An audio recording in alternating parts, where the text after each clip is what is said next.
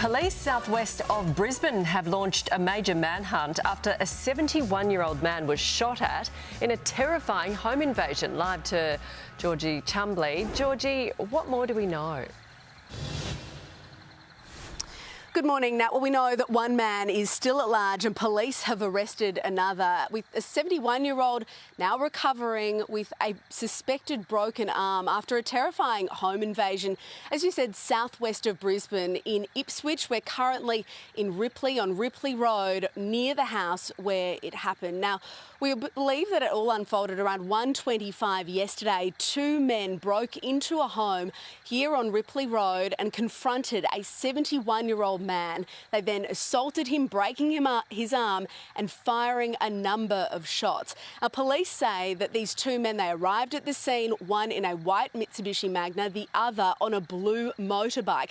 They've since arrested the man who was here in the white Mitsubishi Magna around 15 kilometres away at Bundamba, but that man on the motorbike, he still remains at large after firing shots at a 71-year-old man.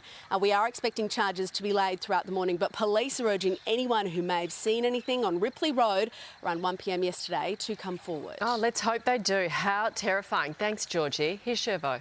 Thank you, Nat. Families are facing the possibility of bare shelves at the supermarket this Christmas as escalating strike action at Woolies warehouses leaves customers in limbo. Let's go live to Tegan Doling in Melbourne. Tegan, workers there have sabotaged plans to restock shelves across the city.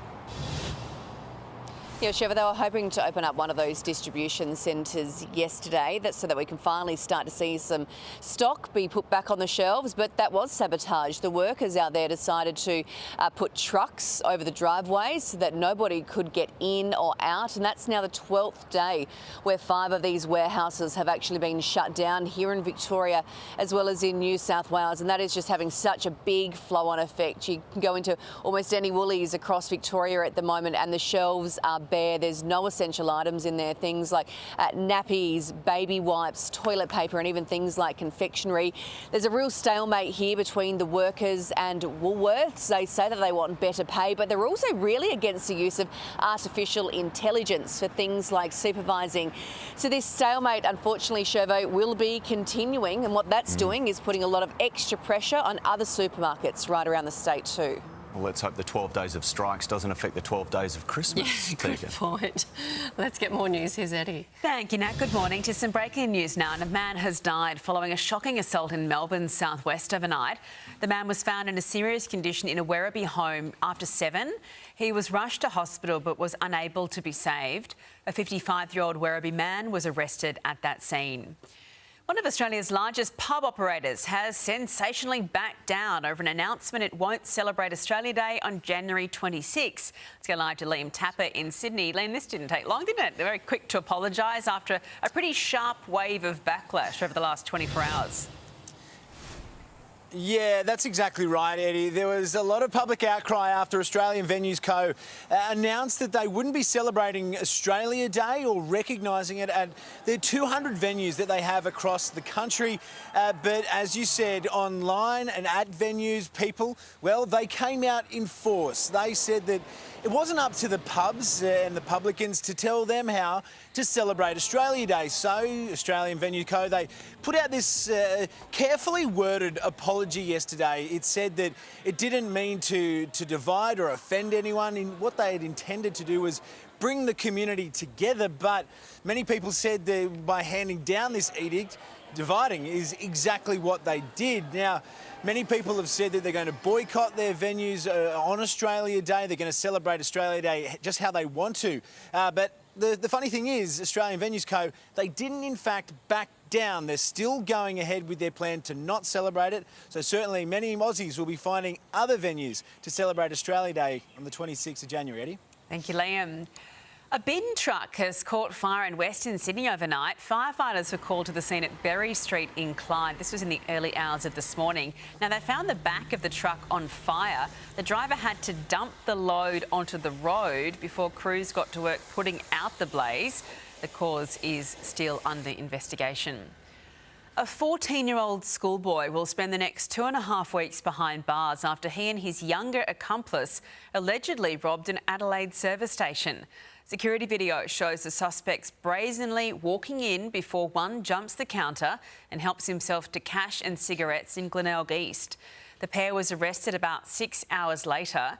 The 13-year-old boy was granted police bail. The 14-year-old will remain behind bars until December 19. The Reserve Bank and Treasury are at war over the best way to raise unemployment and curb the pain of inflation. Let's go live to Josh Martin in Canberra. Josh, critics are claiming the RBA is trying to smash Australian jobs as one or the other. Yes, Eddie, the Reserve Bank Board is hell-bent on getting underlying inflation under 3% and believes unemployment will need to rise from its current 4.1% to 4.5% to do so. It's at odds with the government's Treasury Department that believes the safe amount of unemployment is 4.25%. Some economists say hundreds of thousands of jobs are being put at risk with the Reserve Bank's strategy, and former Labor Minister Craig Emerson is also questioning the central bank's decision as political pressure ramps up on the RBA board to cut rates from the current 4.35%. It meets next week, but the stock market says there's only a slim chance of a rate cut, Eddie. Bad news for mortgage holders and the government as it heads towards next year's election. Thank you, Josh. An alarming report has revealed 50 towers need to be built each year to curb the Gold Coast's crippling housing shortage. Let's go live to Georgia Costi. Georgia, the Mayor Tom Tate there has called for the state government to provide a lifeline. He has, Eddie, but this is just a side effect of us having the fastest growing economy in the country. We are clearly struggling to keep up with demand. And now a new report has highlighted just how dire the situation is. In order for the Gold Coast to keep up with population growth, we would need to build 50 new towers every year for a decade.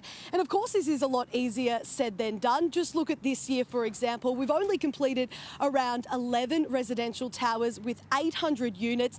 And even still, getting one of those is now unachievable for most people. In the September quarter, 90% of new units cost $1 million or more. Tom Tate is now calling on the state government to unlock more land so we can build more of those high-density developments. But then, of course, that comes with new problems as well, like a labour shortage. So, Eddie, there is no real easy solution. The only thing that would possibly stop this is less people moving here, but that is unlikely something we're going to see. I'll start building them out to sea or something. Thank you so much for that, Georgia.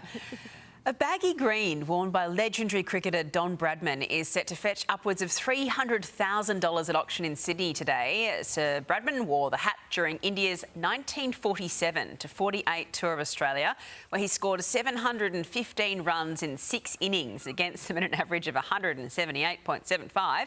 The hat was developed, well, a little bit of wear and tear over the years, as you can imagine, but auctioneers don't doubt it'll still fetch a pretty penny. Maybe our current team can just pitch in by it and just kind of rub it for good luck. Yeah, it's good. Before the games. Good idea, Eddie. There's very few pieces of memorabilia in Australian sporting history that are more coveted than that. I mean, that is just enormous. Yeah. How would you keep it? Goes up and up. Well, if you did the right thing, you would probably buy it and pop it in the Bradman Museum down at Barrow, and they would look after it magnificently. Yeah. And then you still own it, do you? That's right. Yeah. As a and you donor. could drop it in Well, that great sports museum at the G as well. Yeah, that's right. Yeah, definitely. Yeah, there's loads of great stuff there too. There you go. We're telling you how to do it. Get your bids in. If you can afford it. Yeah, let's get a check of all the sport. Here's Brett. Sunrise Sport is brought to you by Mahindra, the all-new XUV 700 Black Edition, where accessible luxury meets adventure. Experience it today. And continuing the cricket theme, despite pulling up sore from the Perth Test, Mitch Marsh is adamant he is ready to go for the start of this week's second Test in Adelaide against India. 3 days out from the pink ball clash, half the team isn't training yet. A group of batters began in the nets after totalling 104 and 238 in the Perth thrashing. I think it's a group that's well balanced and knows where it's at.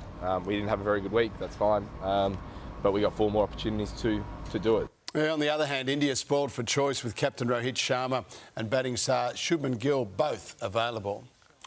Laurie Daly is back as Blues State of Origin coach for the next 2 years. The 55-year-old New South Wales legend replaces Michael Maguire, who joined the Broncos after coaching this year's win. Daly will led the Blues from 2013 to 2017 for 1 series victory. New South Wales, love coaching. and this suits me perfectly. I like to think I'm a better coach. I like to think I've learned a lot. Daly hasn't coached for 7 years. He keeps all of Maguire's support staff and convinced Melbourne Storm guru Craig Bellamy to be his advisor. Geelong captain Patrick Dangerfield believes the Cats can get the best out of big-name recruit Bailey Smith. The 23-year-old is back in full training 12 months after tearing his ACL. While he played on the wing at the Bulldogs, his new skipper is backing Smith to win a spot in the middle.